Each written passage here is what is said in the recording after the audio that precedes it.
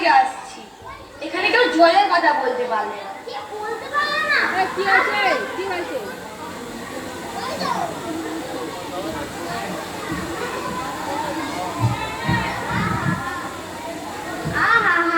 কি উৎসাহ, শুনেও সুখ হয়।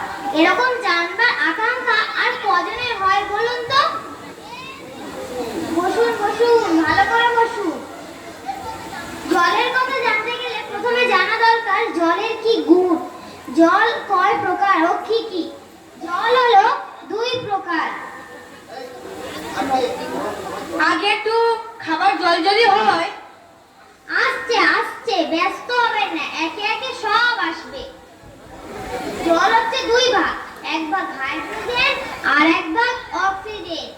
আর জলকে রাসায়নিক প্রক্রিয়ায় বিশ্লেষণ করলে হয় হাইড্রোজেন আর অক্সিজেন। অক্সিজেন আর হাইড্রোজেনকে রাসায়নিক প্রক্রিয়ায় সংযোগ করে হলো জল। কি শুনছেন তো? আগে হ্যাঁ, সব শুনছি, কিন্তু যদি একটু খাবার জল হতো তাহলে তা মন দিয়ে শুনতে পেতাম। বেশ তো, তবে খাবার জলের কথাই নেওয়া যাক না। খাবার জল কাকে বলে? যে জল পরিষ্কার, যে স্বাস্থ্যকর, যে জলে দুর্গন্ধ পোকা নাই, তাকে সেটা হলো পরিষ্কার খাবার জল।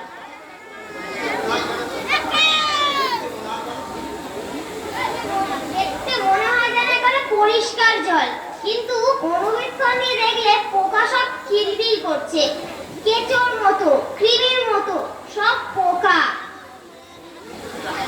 এমনি চোখে দেখা যায় না, কিন্তু অনুবীক্ষণ দিয়ে দেখলে এত বড় বড়।